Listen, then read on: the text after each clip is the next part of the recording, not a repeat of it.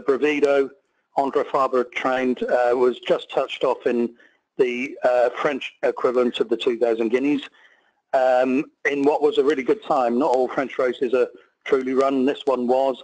And Le Bravido briefly looked like he was going to win. I think a drop down to 7 furlongs from a mile will be no problem at all. And I think if he was trained nearer to home, he'd probably be about half the price he is. So I think he's about 5 or 6 to 1 when I last looked, and I think he's got a pretty good chance. That's Le Bravido in the Jersey Stakes for Simon, trained by one of the masters, Andre Fabre. Let's go ahead and move along till Thursday, and we're going to talk about the Ribblesdale Stakes for starters. Marcus, have you had a chance to do much study in this one yet? I'm out on the Ribblesdale. I defer to my superiors in this area. Well, I know, Simon, you had an idea in this race as well. You'll be noticing through the webinar we've put up some daily racing form style PPs that I've been able to access from the archives. Unfortunately, not all horses are available, so I don't think we have any of the PPs from here. But Simon, perhaps you can just talk us through the form. Yeah, it's quite interesting this year. There's an extra week between the Epsom Derby and Oaks and Royal Ascot.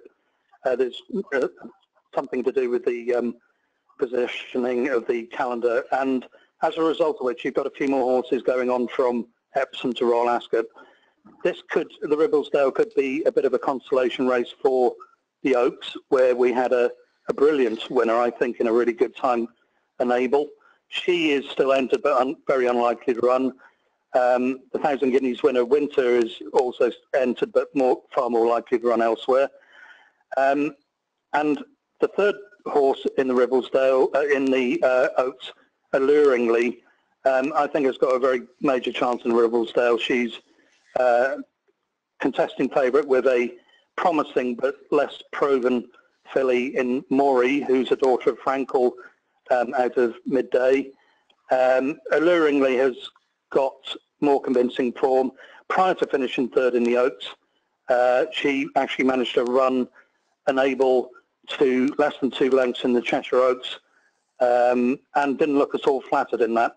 Enable could be a horse who could end up even winning something like the Arc de Triomphe later this year. She really does look like being very good.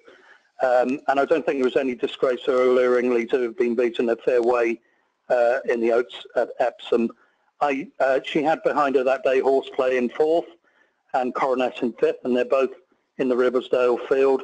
But I don't see any reason why they should turn the tables on Alluringly, who's another one that I've got involved with already. So fingers crossed on that one. Aidan O'Brien trained, and pretty confident she'll go close. I should point out that these odds we're displaying on the screen, these were the best available anti-post odds as of yesterday. Some of these prices, this may have been one shop that was offering these, and the consensus price could be lower. There are various places online where you can look for those advanced prices, and obviously as we get closer to the days and we have a proper draw, you'll be able to access past performances. One website we definitely want to